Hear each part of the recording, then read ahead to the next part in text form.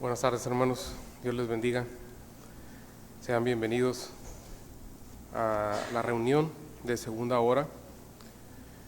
Vamos a dar inicio. Como siempre, vamos a iniciar orando a nuestro Señor, que tenga bien guiar esta reunión. Vamos a ponernos en pie y vamos a elevar nuestras oraciones.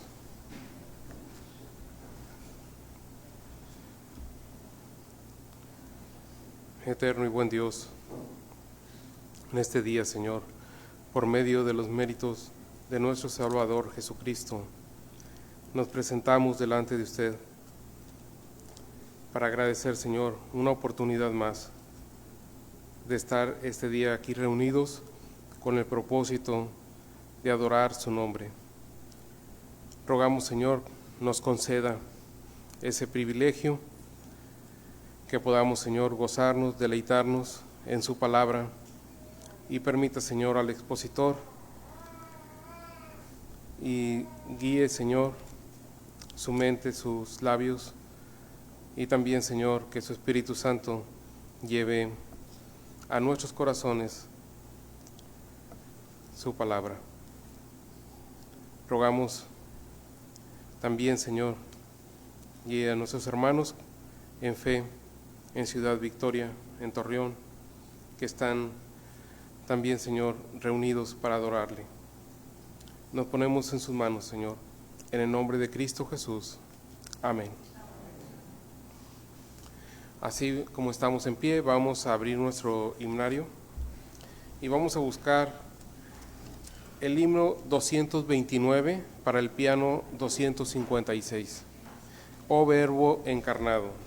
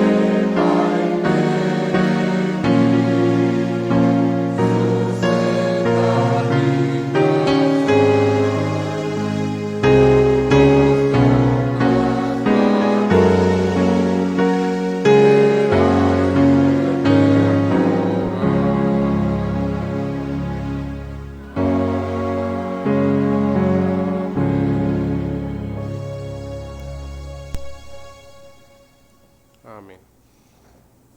Vamos a continuar con el himno 230, Bellas Palabras de Vida. Para el piano, 143.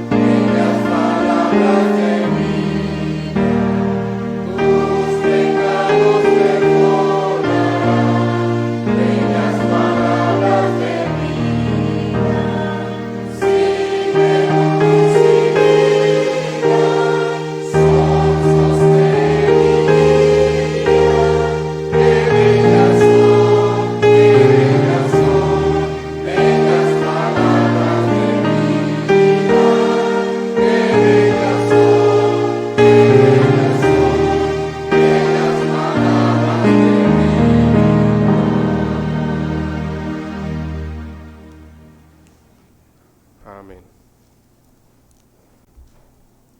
Palabra de vida, ¿verdad?, que encontramos en la Biblia. Vamos a abrir nuestras Biblias y vamos a buscar segunda carta a Timoteo, capítulo 2, versículos 14 al 16.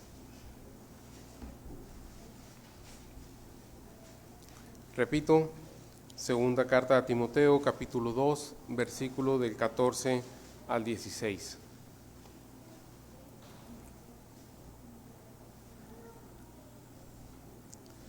Leamos. Recuérdales esto, exhortándoles delante del Señor, que no contiendan sobre palabras, lo cual para nada aprovecha, sino que es para perdición de los oyentes. Procura con diligencia presentarse ante Dios aprobado, como obrero que no tiene de qué avergonzarse, que usa bien la palabra de verdad, mas evita profanas y vanas palabrerías, porque conducirán más y más a la impiedad. Amén. Vamos a entonar 2 himnos más antes de pasar a la exposición de la palabra. Vamos a buscar en nuestro himnario el 232, Santa Biblia para mí, para el piano 146.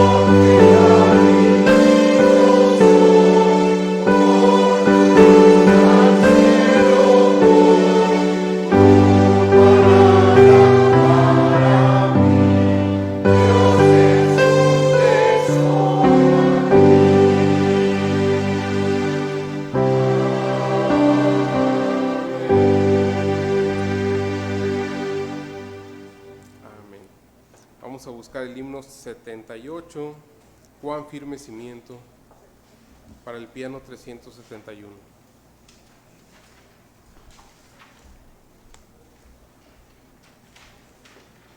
Himno 78.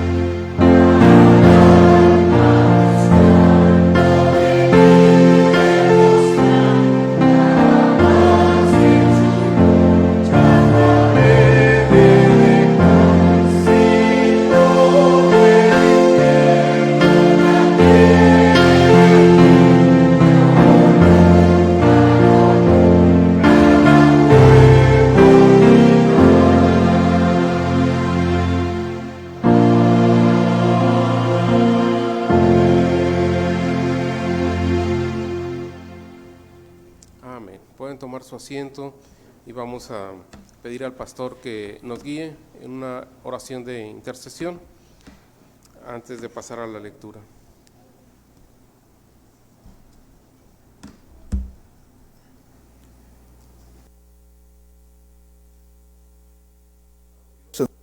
Cristo, queremos darte gracias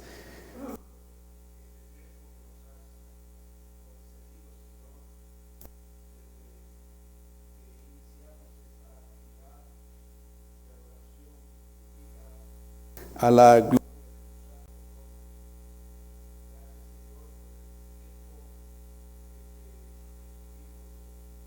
estos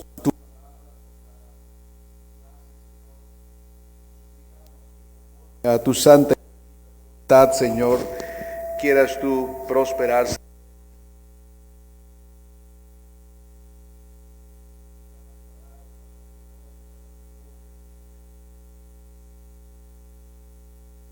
la celebración de la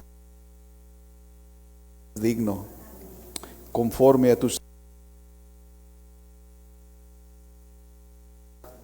el resto en la cual se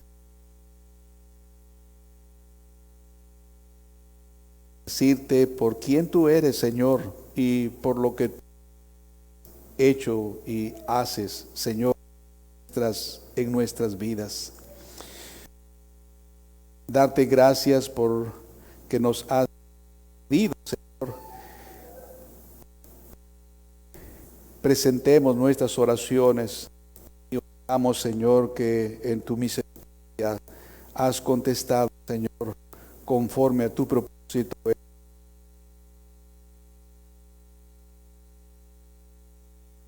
También gracias que nos has dado, Señor, con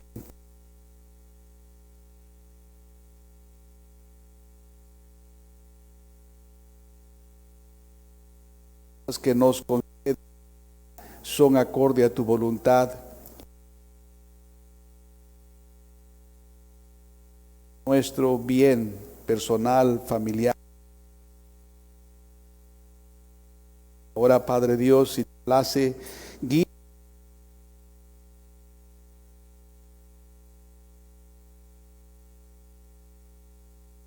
en el nombre de Cristo Jesús.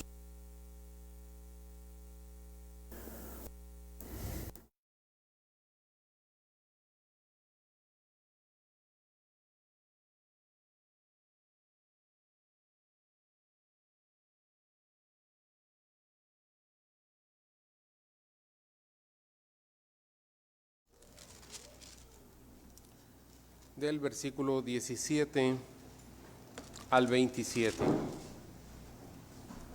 Repito, Hechos capítulo 20, versículo 17 al 27. Después de lectura damos lugar a nuestro hermano Tomás, quien trae la exposición de la palabra. Leamos. Enviando pues desde Mileto a Éfeso, hizo llamar a los ancianos de la iglesia. Cuando tuvieron a él, les dijo: vosotros sabéis cómo me habéis comportado entre vosotros todo el tiempo, desde el primer día hasta sirviendo al Señor con toda humildad y con muchas lágrimas y pruebas que me han venido por las asechanzas de los judíos. Y como nada que fuese útil, prohibido renunciarlos y enseñaros públicamente, testificando a judíos y a gentiles acerca del arrepentimiento para con Dios y de la fe en nuestro Señor Jesucristo. Ahora, he aquí, ligado yo en espíritu, voy a Jerusalén, sin saber lo que allá me ha de acontecer, salvo que el Espíritu Santo por todas las ciudades me da testimonio, diciendo que me esperan prisiones y tribulación. Pero de ninguna cosa hago caso, ni estimo preciosa mi vida para mí mismo, con tal que acabe mi carrera con gozo, el ministerio que recibí del Señor Jesús, para dar testimonio del Evangelio de la gracia de Dios. Y ahora, he aquí, yo sé que ninguno entre quienes he predicado el reino de Dios verá más mi rostro. Por tanto, yo os protesto en el día de hoy que estoy limpio de la sangre de todos, porque no he ruido anunciaros todo el consejo de Dios. Amén. Damos lugar a nuestro hermano Tomás.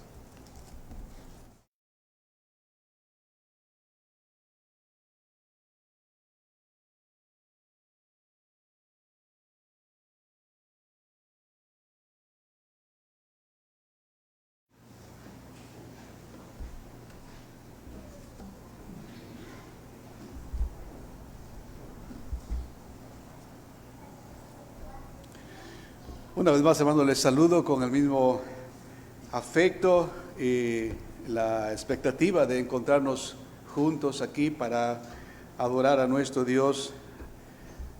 Y bueno, hemos llegado al momento, la hora en la que nos toca exponer y prestar atención a lo que Dios tenga para decirnos hoy.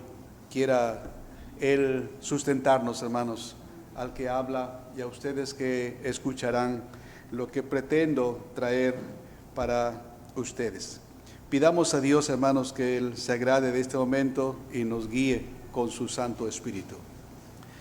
Amado Dios, en el nombre de Jesús queremos darte gracias por la bendición de esta oportunidad que tú nos concedes. Señor, creemos que cada parte de nuestra liturgia tiene un lugar importante. La oración pública, la lectura de tus palabras, Señor, contenidas en el libro, los cánticos, Señor, los himnos que entonamos, que celebran tu gloria y que nos decimos los unos a los otros, ¿quién eres tú? ¿Por qué creemos en ti? ¿Por qué te adoramos? Y también, Señor, la exposición de tu palabra. Creemos que lo anterior, Señor, prepara y hace dispuestos nuestros corazones. Mas, si algo, Señor, aún no está unido, no está inclinado a ti, pedimos, Señor, la obra de tu Santo Espíritu para que haga dispuestos nuestros corazones y me sustente a mí para hablar como tú quieres que hable, Señor. En el nombre de Jesús te lo pedimos. Amén. Amén. Seguimos, hermanos, trayendo temas que tienen que ver con la predicación pública, animándonos a los que predicamos, animando a la iglesia a considerar esta tarea tan virtuosa, tan hermosa que Dios concede a su iglesia y algunos hombres de ella para que prediquen el Evangelio, para que prediquen la palabra de Dios. Yo he titulado el mensaje de hoy, La debilidad en la predicación actual. No es mi intención considerar a muchos otros predicadores. Ustedes tendrán materia para emitir un juicio, pero sí pretendo, obviamente, pasar nuestra predicación, los hermanos que aquí predicamos, que consideremos cuáles son nuestras fallas, cuál es nuestra debilidad y que procuremos, hermanos, predicar mucho mejor la palabra de nuestro Dios. El texto que yo voy a usar como base es Hechos 20 y voy a leer una vez más los versículos 25, 26 y 27. Por tanto, yo os protesto en el día de hoy que estoy limpio de la sangre de todos, porque no he rehuido anunciaros todo el consejo de Dios.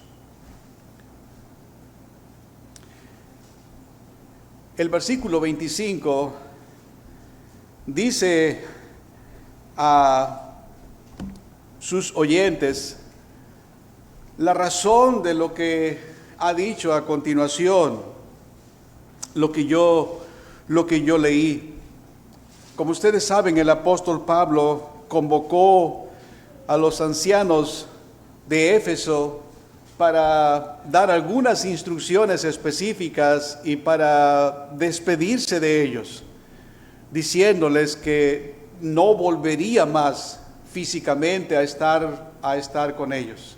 Y les amonesta y les dice como testimonio que él ha estado siempre dispuesto para predicar el Evangelio, sin considerar para nada el valor propio de su vida. Y la frase que yo quiero mencionar para ustedes es la del versículo 27, la última parte. No he rehuido anunciaros todo el consejo de Dios. La predicación actual, hermanos, tiene algunas debilidades, tiene algunas fallas. No es suficiente con que la predicación tenga un alto contenido bíblico y una buena medida de contenido doctrinal. Es también de suma importancia la aplicación práctica. Acerca de esta debilidad en la aplicación práctica de la predicación, si Dios me asiste, señalaré 3 fallas. Antes, acerca de nosotros y algunas otras iglesias, bendigo a Dios que tenemos predicadores que en sus exposiciones tienen un alto contenido bíblico y también tienen un considerable contenido doctrinal. En ese sentido podemos decir categóricamente que tenemos una predicación sana, la exposición clara de las Escrituras. ¿Dónde pues está la debilidad? ¿Dónde está pues la falla o las fallas? En la aplicación práctica de la predicación. En la aplicación práctica de la predicación, que produce un efecto que en los oyentes, al no considerar con seriedad las implicaciones de la verdad recibida, de la verdad conocida, entonces no hay una vida práctica que manifieste en verdad que ese conocimiento está cambiando la vida, las vidas de la persona, la vida de los creyentes. Así que, como he dicho, acerca de esta debilidad en la aplicación práctica de la predicación, señalaré 3 fallas. Esta es la primera.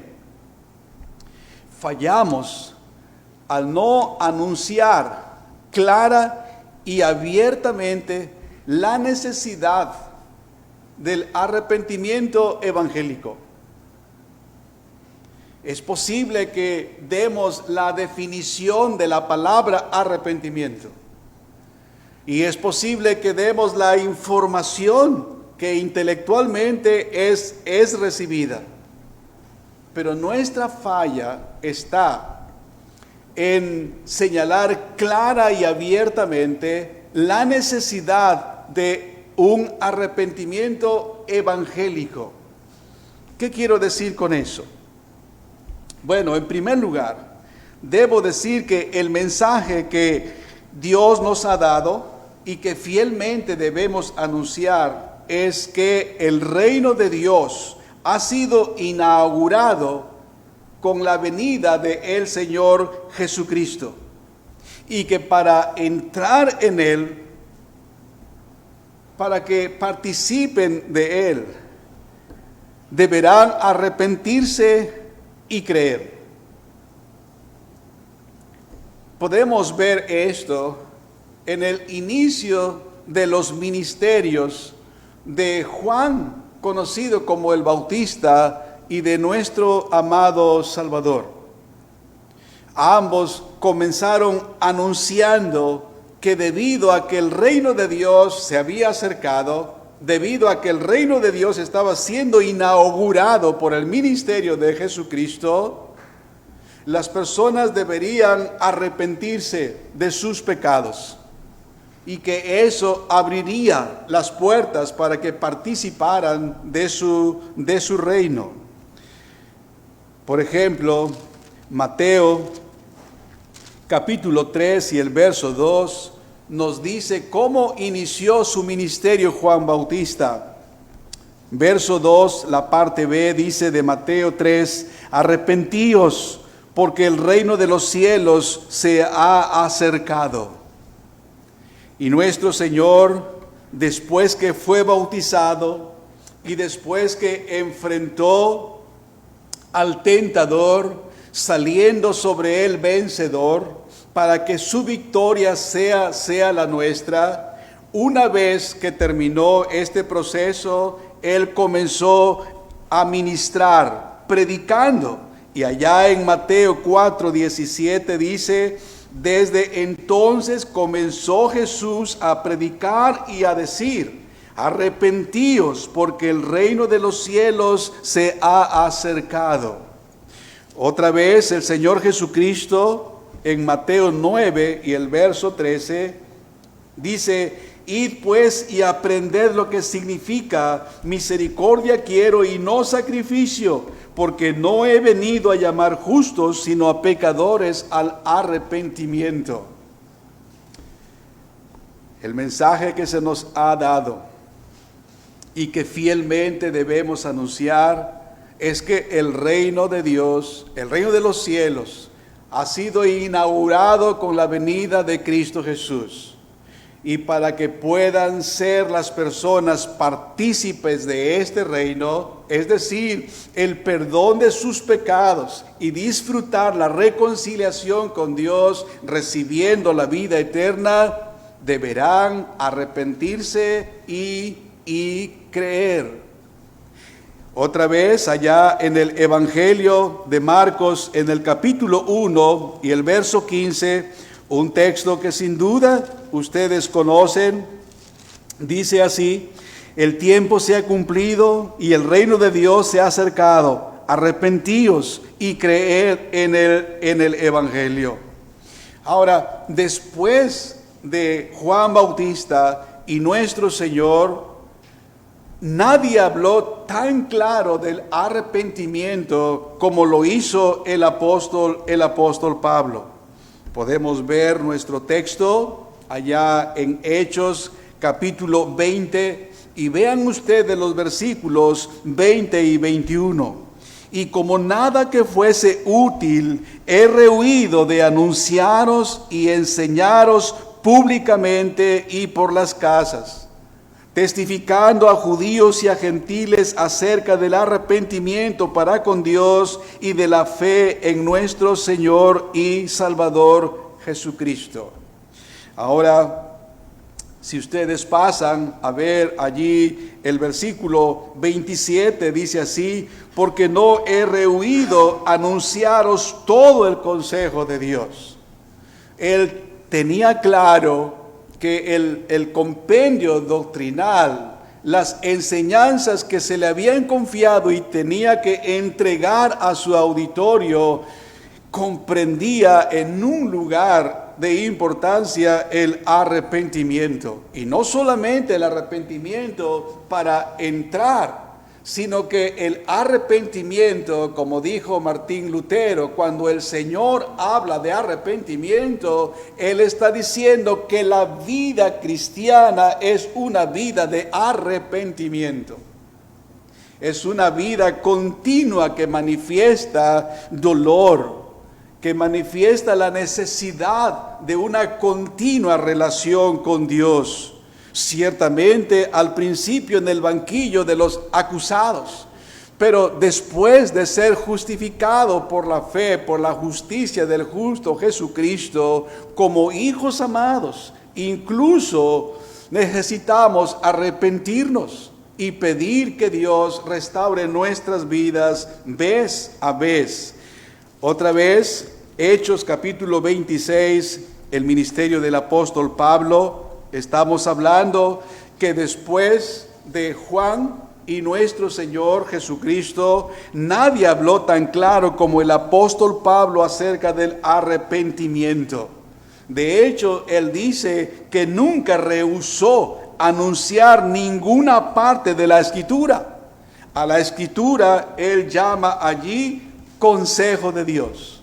Yo no me he rehusado a predicar, a hablar, a enseñar, a tratar delante de ustedes todo el consejo de Dios.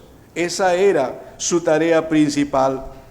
Allá en Hechos capítulo 26, vean el verso 20, sino que anuncié primeramente a los que estaban en Damasco y Jerusalén y por toda la tierra de Judea, y a los gentiles que se arrepintiesen y se convirtiesen a Dios, haciendo obras dignas de arrepentimiento.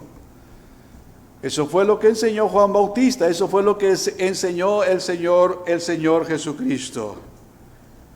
Por lo tanto, queridos hermanos, todas las personas que nos escuchen predicar y estén bajo nuestro ministerio, deben concluir por la enseñanza, por la exposición o por la lectura de las Escrituras, por el seguimiento que deben dar a lo que nosotros tratamos de exponerles. Ellos deben llegar a la conclusión de que al menos que se arrepientan y produzcan los frutos dignos de arrepentimiento, no son salvos. No es suficiente con entender doctrina. No es suficiente con conocer historia. No es suficiente con asentir mentalmente que eso es cierto, que eso es verdad. Es posible, como dije, que se exponga con claridad las doctrinas contenidas en nuestro mensaje, en nuestro texto.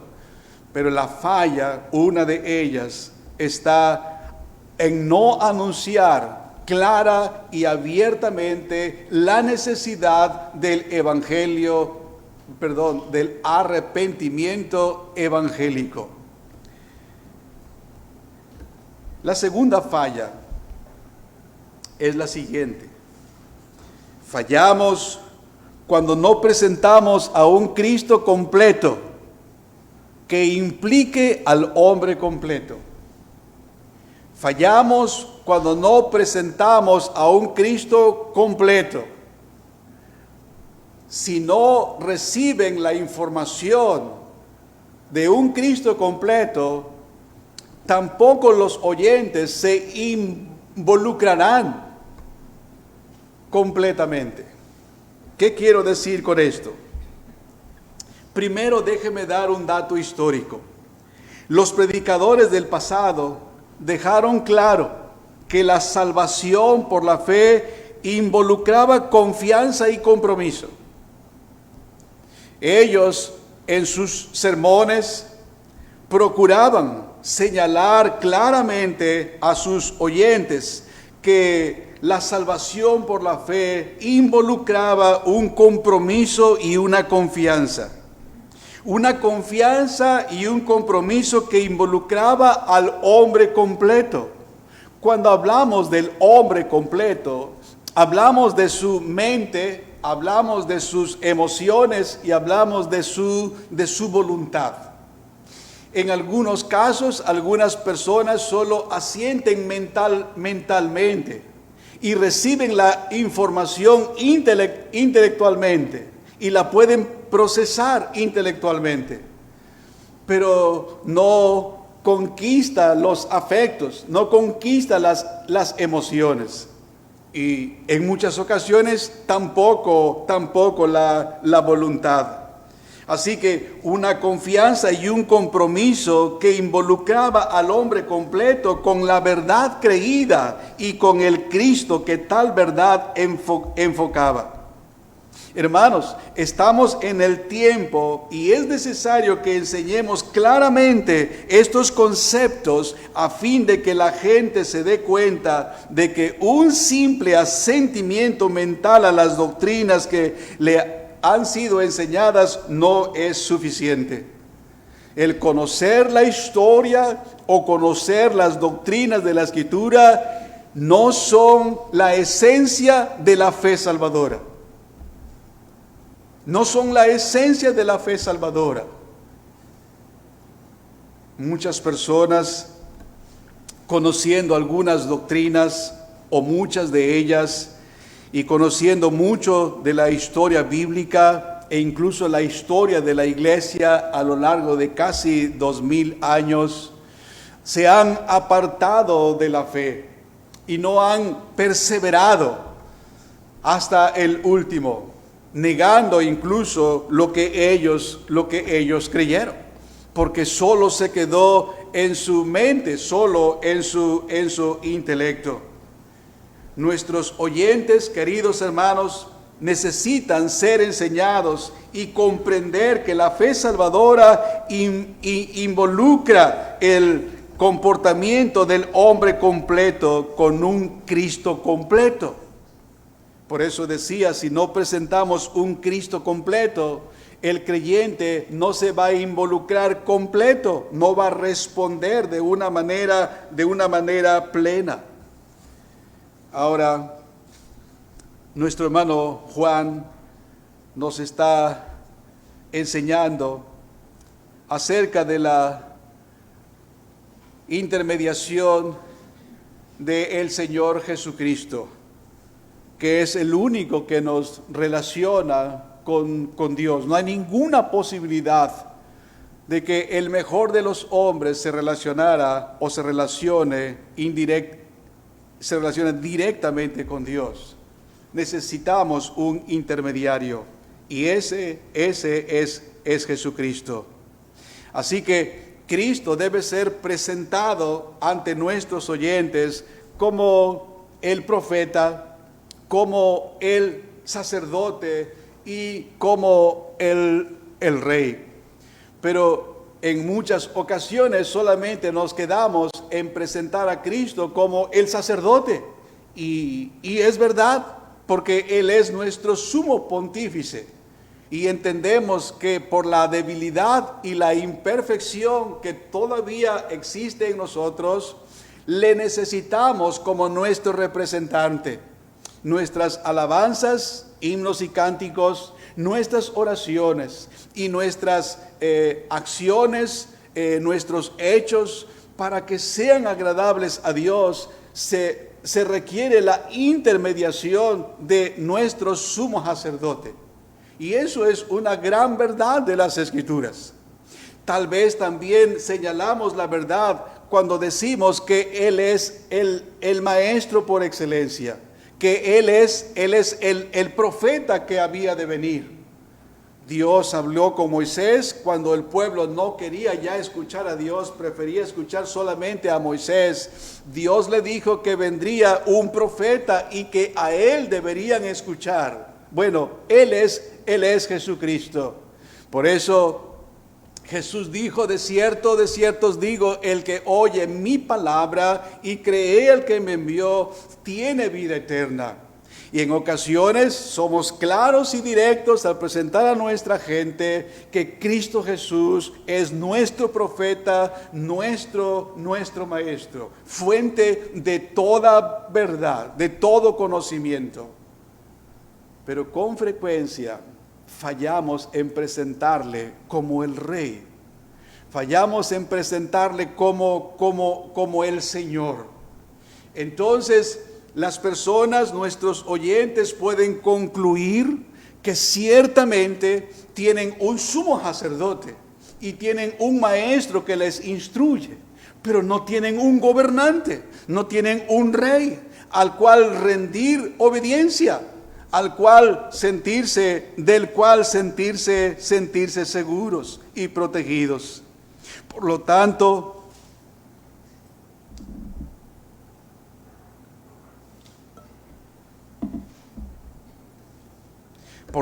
la persona debe venir a Cristo como su sacerdote. También debe recibirle como su maestro y profeta, como la fuente de todo conocimiento y verdad. Y debe recibirle como el Rey, sometiéndose a Él como el Rey de su vida.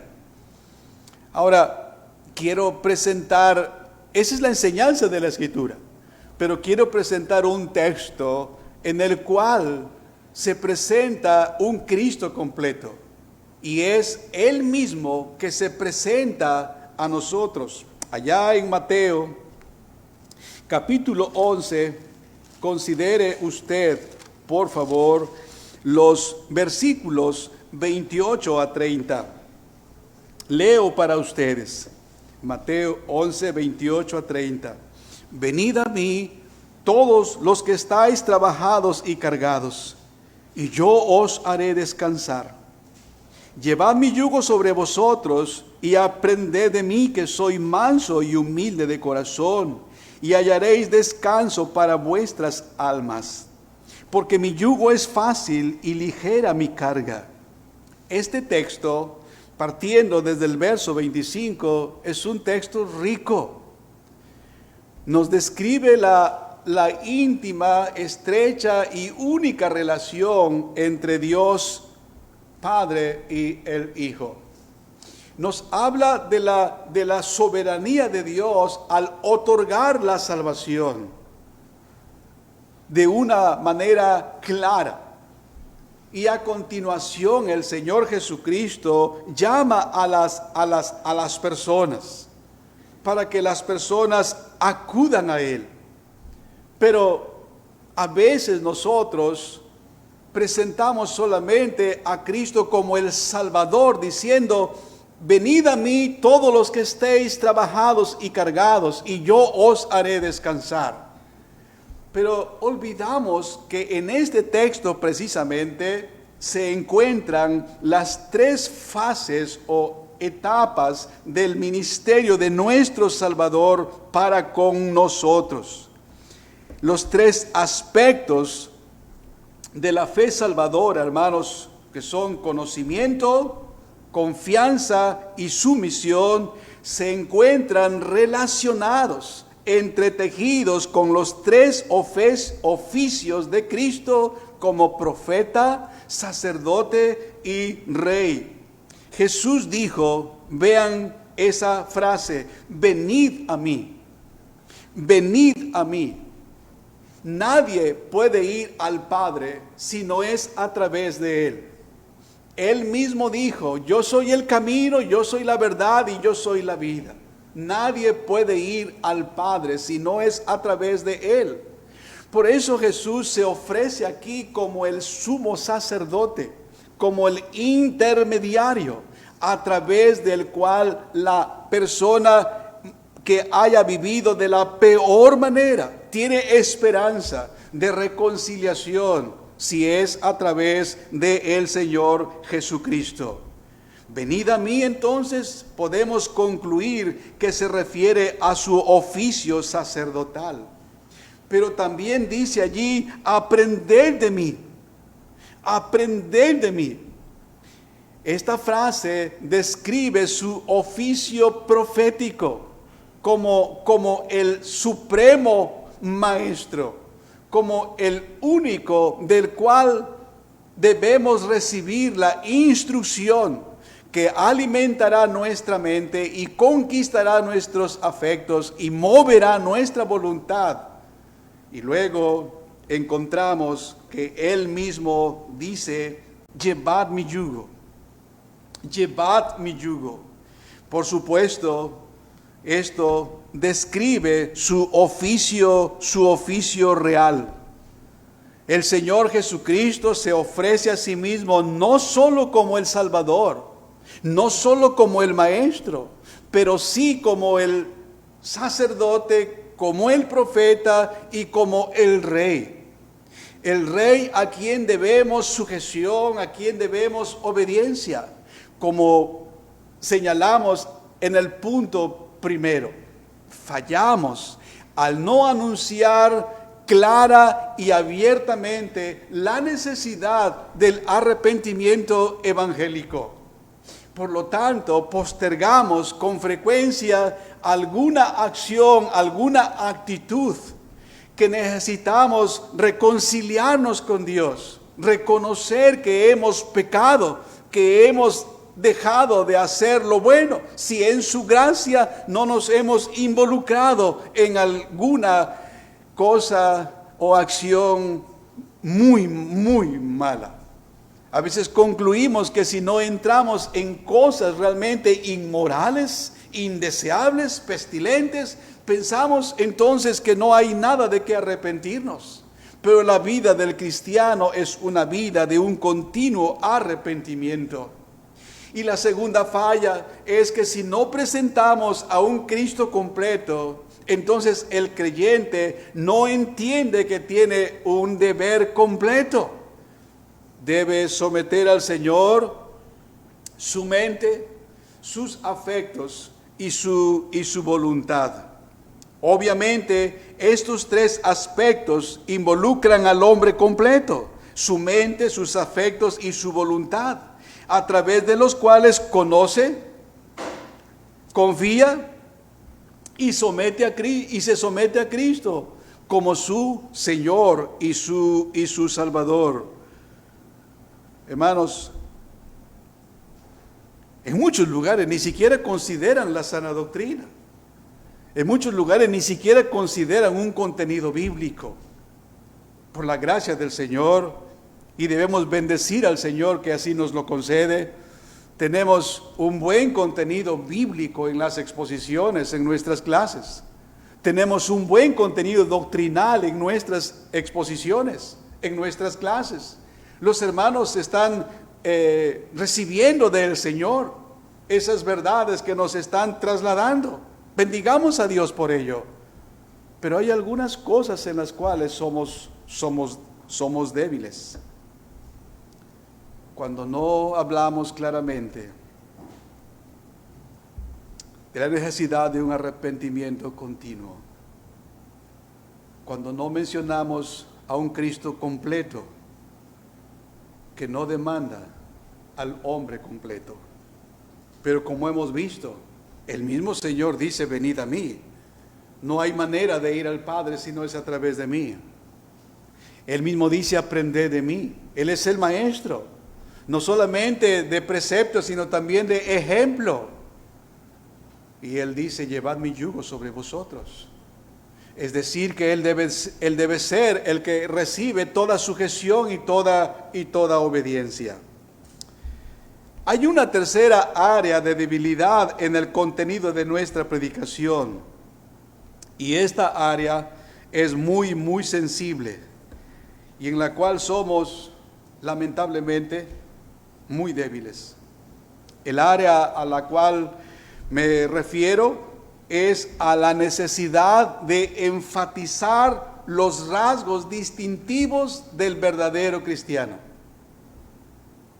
Así que vamos a llamar a esta tercera falla de la siguiente manera. Fallamos al no enfatizar los rasgos distintivos de los verdaderos creyentes. Con frecuencia, la aplicación práctica de nuestra predicación falla en estos tres aspectos. Y si nosotros nos damos cuenta y corregimos, el Señor tendrá a bien en su misericordia prosperar nuestras prédicas y alcanzar mejores y mayores objetivos en nuestros oyentes. Como dije hace un momento, nuestros oyentes, quienes están bajo nuestro ministerio, quienes se sientan a nuestra predicación, deben tener claro que a menos que produzcan los frutos dignos de arrepentimiento, no son salvos. Deben de tener claro que un hacimiento mental no es suficiente. No es suficiente con creer que tenemos un sustituto o un representante o a quien acudir. Si nosotros no nos sometemos a ese sumo sacerdote como rey también. No es suficiente con creer que Él es nuestro maestro y que podemos aprender de Él y aprender de aquellos hombres, don que Dios ha dado a su iglesia, los que predican aquí o los que podemos ver y escuchar a través de la red. No es suficiente con tener un conocimiento a menos que sea el hombre completo. Su mente comprendiendo quién es Dios y su condición delante de Dios. Sus afectos o sus emociones conquistadas por el mensaje. Renunciando al pecado. Humillándose y pidiendo a Dios le conceda cada vez una mayor consagración, un mayor entendimiento, un mayor afecto, un mayor amor. Y que cada vez que él mismo se examina por la predicación y se da cuenta que se está conduciendo de una manera que no honra a su Señor, debe con humildad reconocer y procurar el perdón, procurando la bienaventuranza de la cual habla David. Bienaventurado el hombre a quien Jehová no culpa de iniquidad. Entonces, nuestra tercera falla es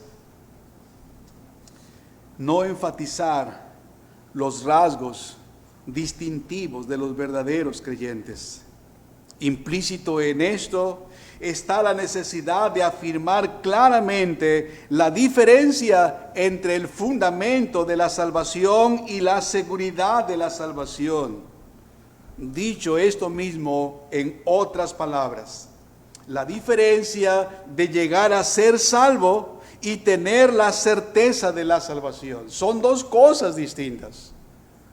Hay algunas personas que son salvas porque Dios les amó, porque Dios les ha traído el Evangelio, porque han creído, pero hay aún algunos temores, algunas dudas en sus mentes, en sus afectos, en su voluntad, y no están seguros si en verdad son salvos.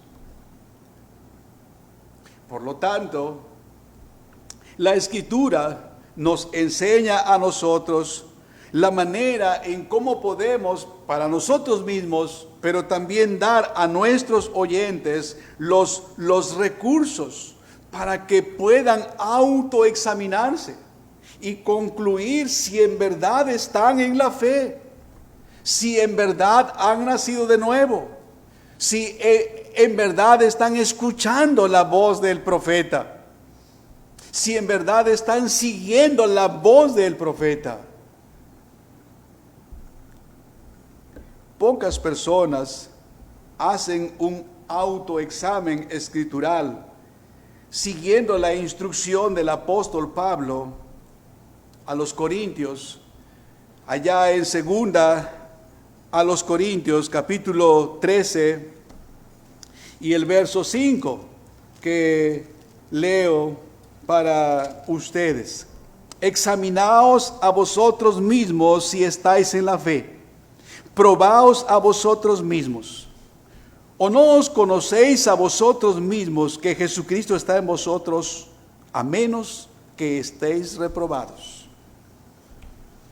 Como dije, pocas personas hacen un autoexamen escritural siguiendo la instrucción del apóstol Pablo, en el sentido de examinarse a sí mismos para llegar a una conclusión si están realmente en la fe.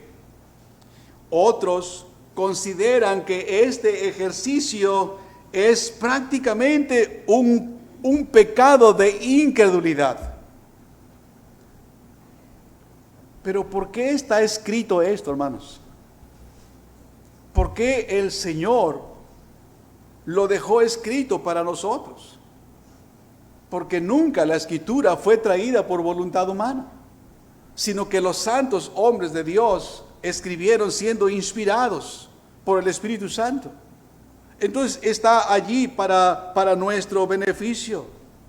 En ese sentido, la predicación actual falla en no recomendar y en no darse cuenta de que un honesto autoexamen efectuado a la luz del estándar de la palabra pudiera ser la mejor cosa que suceda a cada creyente. Pudiera ser la mejor cosa, el mejor ejercicio que un creyente haga para el bien de su alma. Debemos tener presente que las dudas no condenan a las personas, pero la presunción pecaminosa, es decir, una falsa seguridad de salvación, sí lo hará. Comentaba a dos hermanos pastores, amigos, acerca de la declaración de alguien que decía: no puedo decir que soy una persona cristiana. No quiero engañarme, ni quiero engañarte o esperar que tú esperes una conducta como cristiano. Pero yo sí quiero estar, yo sí quiero asistir, quiero aprender, porque creo que es el lugar donde puedo escuchar lo que necesita mi alma. Fue devastador para mí, comentando con estos pastores, los dos coincidieron, a distiempo, pero los dos coincidieron: hermano, no es tan trágico, no es tan mal. Las dudas, amados hermanos, no condenan a las personas.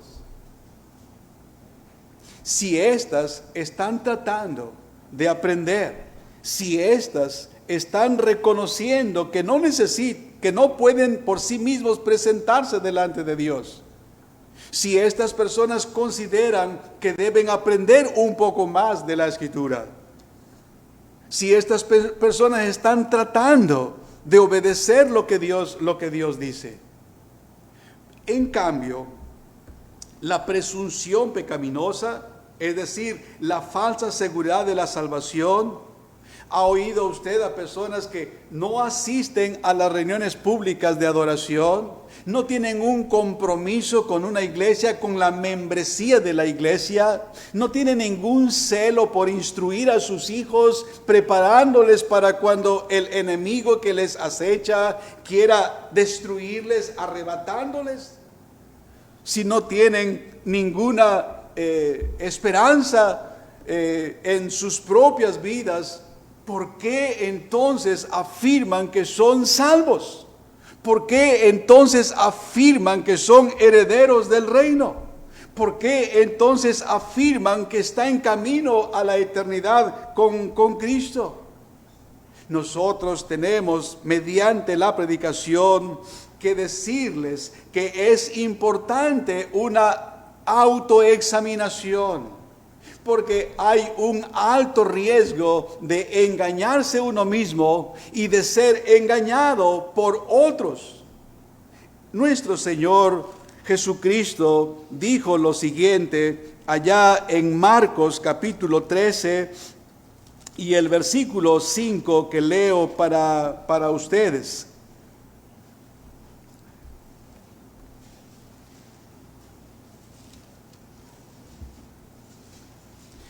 Jesús respondiéndoles comenzó a decir: mirad que nadie os engañe. Marcos 13:5. El apóstol Pablo, escribiendo a los creyentes corintios en el capítulo 13 y el capítulo 3, y el verso 18, dice de la siguiente manera: nadie se engañe a sí mismo. Mismo apóstol Pablo escribiendo a los creyentes Gálatas, en Gálatas capítulo 6 y el verso 7, dice: no os engañéis. ¿Escuchó usted? Jesús dice: mirad que nadie os engañe. Pablo dice: nadie se engañe a sí mismo. Y otra vez: no os engañéis. Amados hermanos, a pesar de que existen estas amonestaciones, a pesar de leerlo en la Escritura, nos atrevemos a suponer o alentamos a otros a suponer que todo está bien, que no pasa nada. ¿Para qué entonces son estas exhortaciones? Mirad que nadie os engañe. No os engañéis a vosotros mismos. Que nadie les engañe. Existe lamentablemente ese riesgo, ese peligro. Hermanos, si el engaño es una posibilidad real, debemos nosotros procurar ser alertas, no ser autoengañados. Y nuestros hermanos que nos escuchan vez tras vez deben tener esos recursos para hacer una autoexaminación, evaluándose a sí mismos y llegar a la conclusión de que en verdad son redimidos, que están en camino al cielo, que si ahora mismo se suspendiera la respiración, ellos serían trasladados por ángeles a la presencia de su Salvador. Debemos tener presente que la gente podía estar dentro de la iglesia y ser engañada, aún bajo el ministerio de los apóstoles, que por mucho, es mucho más grande que nuestro ministerio. Pero incluso bajo el ministerio de ellos existía ese riesgo. Por eso está escrito. Y a continuación presento unos ejemplos. El apóstol Pedro, segunda de Pedro 1:10, les dice: hermanos, tanto más procurad hacer firme vuestra vocación y elección. No quisiéramos ofender a nadie, no quisiéramos lastimar a nadie, no quisiéramos ahuyentar a nadie, pero tampoco debemos alimentar una falsa esperanza. Debemos predicar con claridad la necesidad del arrepentimiento evangélico. Tenemos que presentar con claridad, con tanta como podamos, que Cristo es un Salvador completo, que es un intermediario entre Dios y tú, que Él es tu instructor y maestro, la fuente única de toda verdad y todo conocimiento, que Él es digno de someter tu voluntad a Él, sirviéndole como el rey de tu vida. Pero también que debes autoexaminarte y ver por la Escritura que hay rasgos distintivos de los verdaderos creyentes y de los que parecen serlo. Pedro les dice: procuren hacer firme su vocación y elección. Ahora, como he dicho, si había riesgo de que se encontraran en el contexto de la iglesia, bajo el ministerio de los apóstoles, y que hubiera algunos engañados, cuánto más nosotros, hermanos, necesitamos enfrentar el hecho de que pudiera haber algunas personas entre nosotros que no están siendo examinadas por sí mismas, que no se están evaluando y viendo si en verdad están siguiendo al Señor como su Salvador. Si una convicción así toma nuestros corazones, hermanos, lo que va a pasar es que clamaremos en oración, es que pediremos en oración por esas personas. Oh Señor, tengo la responsabilidad alta de pasar al frente y dirigirme a tus ovejas. Allí, Señor, hay mujeres y hombres, jóvenes y adultos por quienes Cristo vino a este mundo para morir. Ellos están caminando paso a paso, igual que yo mismo, tienen luchas y adversidades. Con frecuencia el tentador lanza sus dardos de fuego y yo necesito equiparles, necesito alertar, necesito advertirles de los peligros que encontrarán. Como he dicho en el camino, como he dicho, cuando predicamos claramente la soberanía de Dios y el poder de Dios que llama a las personas y les lleva en sus brazos, podemos descansar en eso. Pero habrá ocasiones en que tengamos que decir a las personas: es importante que ustedes hagan firme su vocación y elección. Es importante que se ocupen en su salvación con temor y temblor. Así que si esta convicción se hace dueña de nuestros corazones y los constriñe, entonces lo primero que haremos es clamar a Dios por el bien de estas personas y enseguida dirigirnos a ellos, exhortándoles para que hagan firme su llamamiento y elección, para que se examinen a sí mismos y se prueben a sí mismos si están en la fe que salva, en la fe que lleva a la eternidad con su Salvador.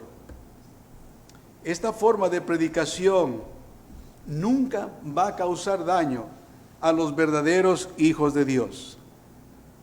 Una predicación con aplicación en esta área servirá para atraer a los verdaderos creyentes. Les traerá a una certeza de salvación más sólida.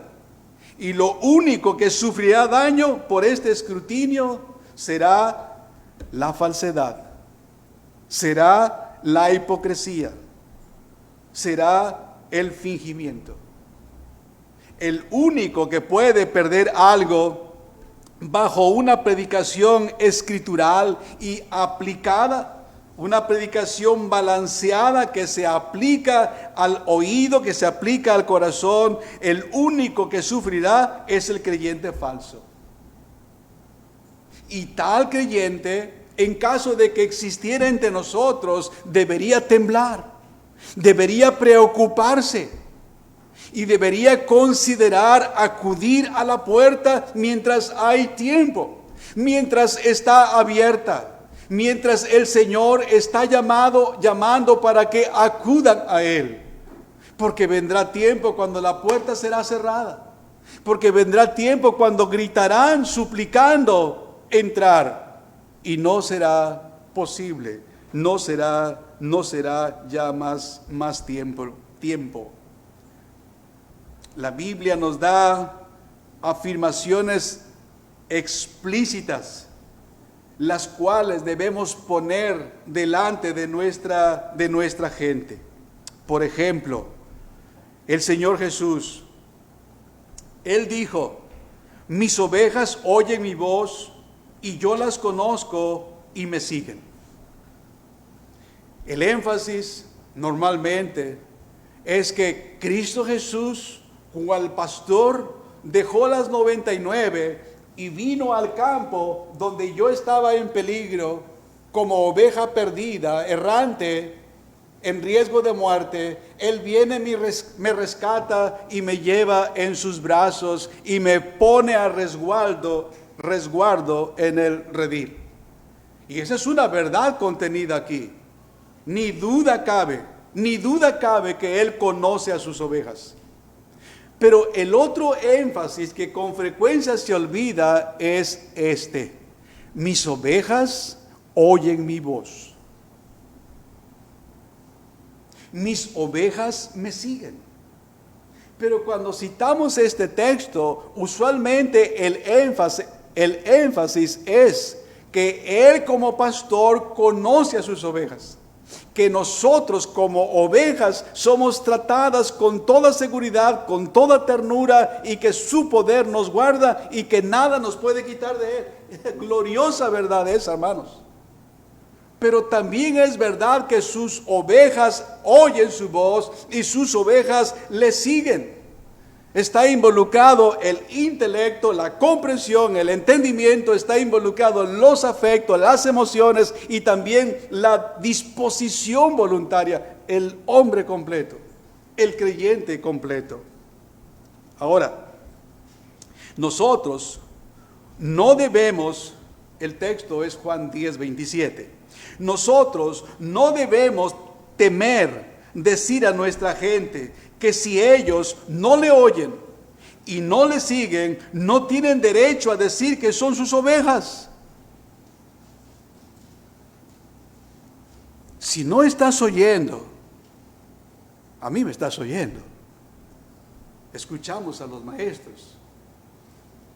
Pero si no estás oyendo al profeta y no estás consecuentemente siguiéndole, ¿por qué dices que eres una oveja? ¿Por qué crees que eres una oveja? ¿Porque asientes mentalmente solo? Entonces no tienes a Cristo completo y no estás tú completamente entregado a Cristo. Muy sencillo eso que Jesús hizo. Mis ovejas oyen mi voz y me siguen. ¿Verdad? Ahora, el punto aquí es: ¿están escuchando su voz? ¿Le están siguiendo? Esta es la enseñanza que el apóstol Juan trata en su primera carta. Allí, y yo dije al principio en el mensaje, que son dos cosas diferentes, llegar a ser salvo y tener la certeza de ser salvo.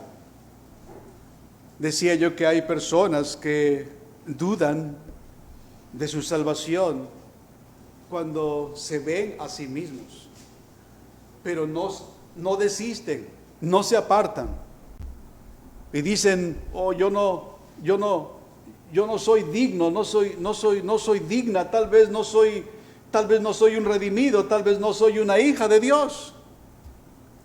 Esas dudas no te causarán ningún daño.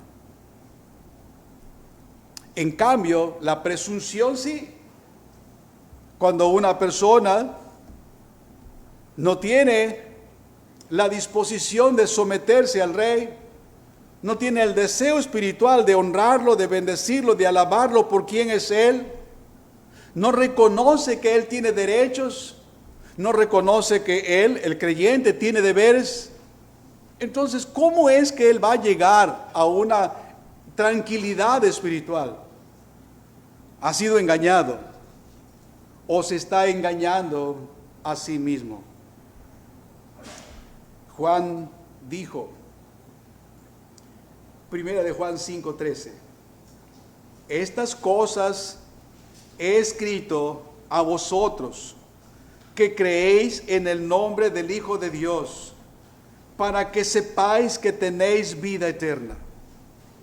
Primera de Juan 5:13. Creer en el Hijo de Dios es tener vida eterna. Según el mismo Hijo de Dios, que dijo: de cierto os digo, el que oye mi palabra, Jesús dijo eso, el que oye mi palabra, como el profeta, como el maestro, como la fuente de la verdad salvífica, y cree al que me envió, tiene vida eterna. No vendrá a condenación, mas ha pasado de muerte a vida. Los que creen en Él, los que le reciben, les da potestad de ser hechos hijos de Dios. Entonces Juan se está refiriendo a aquellos que por haber creído en Jesucristo ya son salvos. Pero él dice: para que sepáis que tenéis vida eterna. Porque son dos cosas distintas. Una persona puede venir a ser salva y aún no tiene la certeza de su salvación.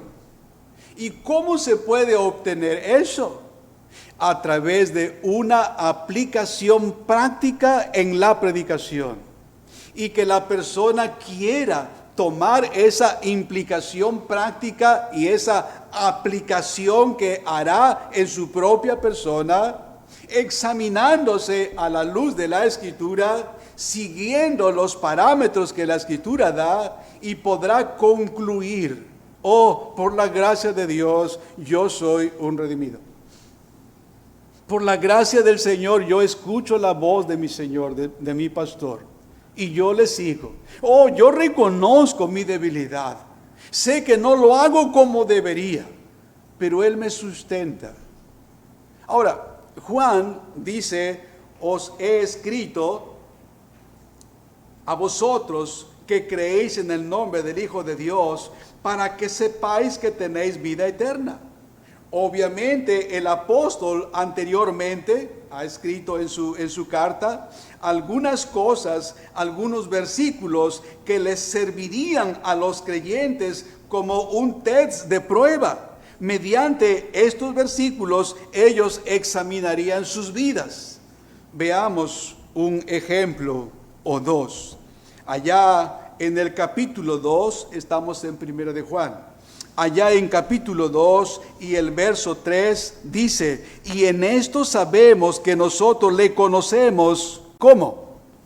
Si guardamos sus mandamientos. Por lo tanto, cuando una persona que profesa creer en Cristo no está obedeciendo, eso quiere decir guardar, no está implementando en su vida práctica los mandamientos de Jesucristo, ¿por qué dice que tiene vida eterna? Ese es el punto. Ahora, cuando la persona ve a la luz de la Escritura, porque presta atención y porque quiere implementar en la vida práctica la predicación o lo que lee o lo que escucha de la Escritura, y concluye que por la gracia del Señor es una seguidora débil, pero tiene en su corazón el deseo de orar a Dios, entonces se va a regocijar, hermano, va a bendecir a Dios. Por lo menos no está siendo engañada, por lo menos no se le está confortando incluso en su pecado. Otro texto que dio el apóstol Juan allá en 3 ahora, y el verso 14 dice: nosotros sabemos que hemos pasado de muerte a vida. ¿En qué? En que amamos a los hermanos. El que no ama a su hermano no es un creyente. Ahora, no está hablando de su hermano en la carne, está hablando de la familia de fe, está hablando de los hermanos. Un rasgo distintivo de la vida cristiana, hermanos. Recuerden que una de las fallas, la tercera, es cuando no señalamos, no enfatizamos los rasgos del verdadero creyente, comparando con el falso creyente. Entonces, el verdadero creyente es alguien que oye a su pastor, Jesucristo, y sigue a su pastor como su rey. No solamente le oye en el sentido mental de entendimiento, de comprensión, pero le sigue afectiva y voluntariamente. Él es su Señor, Él es el Rey, Él es el Rey de su vida. Hermanos amados, Juan está yendo al grano, como se dice, ¿verdad? Les dice: en esto sabemos que nosotros le conocemos, si guardamos sus mandamientos. El que dice: yo le conozco, y no guarda sus mandamientos, el tal es mentiroso, y la verdad no está en él. Pero el que guarda su palabra, a este verdaderamente el amor de Dios se ha perfeccionado. Por eso sabemos que estamos en él. Y hay más versículos que ellos tenían que usar y nosotros debemos usar.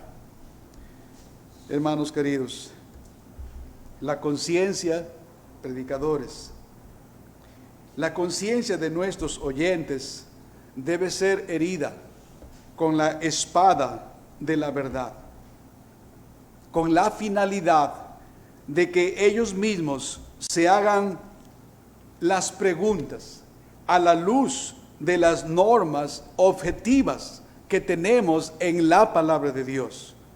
No tenemos que inventar nada.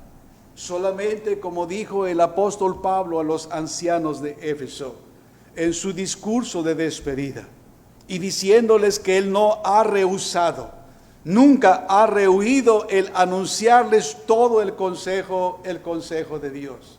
Y nosotros tenemos en este libro el consejo de Dios para ser expuesto ante nuestros oyentes, para que ellos, heridos con esta espada de doble filo en sus conciencias, se dispongan a hacerse las preguntas: ¿en verdad yo conozco a Dios? No digas eso, tú ya eres creyente. Yo recuerdo, hermanos, en algunas ocasiones, gracias a Dios ya no, en nuestro contexto ahora ya no, gracias a Dios.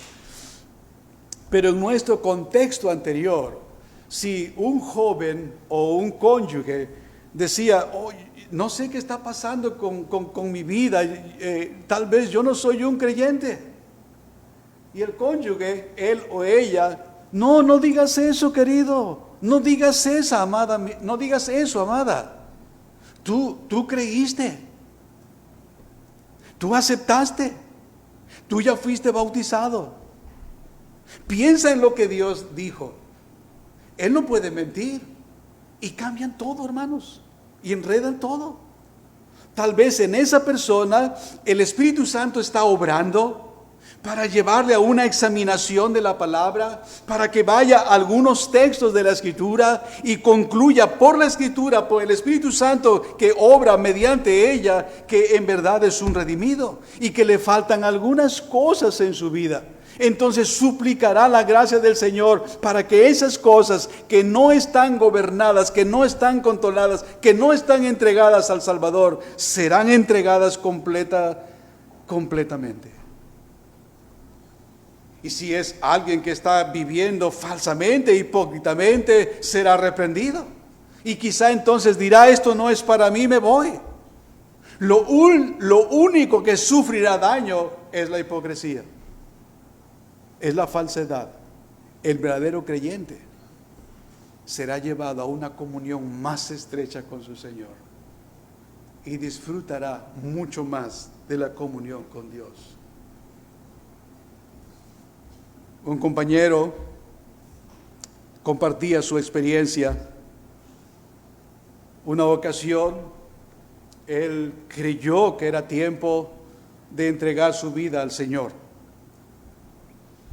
Así que, en un contexto en el que él entregó su vida al Señor, su mamá y su abuela le dijeron una vez que llegaron a casa, pero ¿por qué hiciste eso? Tú ya eras un cristiano. Desde que eras niño te entregamos al Señor. Es así como en ocasiones nosotros obstruimos, interrumpimos el proceso natural, espiritualmente hablando, que el Espíritu Santo lleva a cabo, haciendo la obra en los corazones de los oyentes, haciendo la obra en los corazones de sus hijos. La conciencia de nuestros oyentes debe ser herida con la espada de la verdad, a fin de que ellos mismos se hagan las preguntas a la luz de las normas objetivas que encontramos en la palabra. ¿Yo estoy oyendo la voz del Señor? ¿Estoy siguiendo yo la voz del Señor? Hoy tendremos aquí los elementos. En uno se representa el cuerpo roto de nuestro Salvador. En otro, su sangre derramada. Al ver esto en nuestra mente, en nuestros afectos, en nuestro corazón, debe despertarse un ardor, un fervor por gratitud, adoración y alabanza a aquel que dejó temporalmente su gloria para tomar nuestro lugar y poder darnos el suyo, y así reconciliarnos con el Hacedor de los cielos y de la tierra. Amados hermanos, suplico a la iglesia, ore por quienes exponemos la Escritura, que con santo valor procuremos exponer todo lo que en ella se contiene, y suplico pasen por alto las debilidades que aún se van a encontrar en nosotros, y en nosotros que procuremos corregir esas fallas, que no tengamos ningún temor a veces porque dicen, bueno, nos van a considerar como una postura distinta. ¿Por qué tenemos que estar exigiendo siempre el arrepentimiento? Porque la Biblia lo exige. ¿Por qué tenemos que enfatizar que ellos tienen que hacer una evaluación de sí mismos? Si ya confiaron en Cristo, porque la Biblia dice.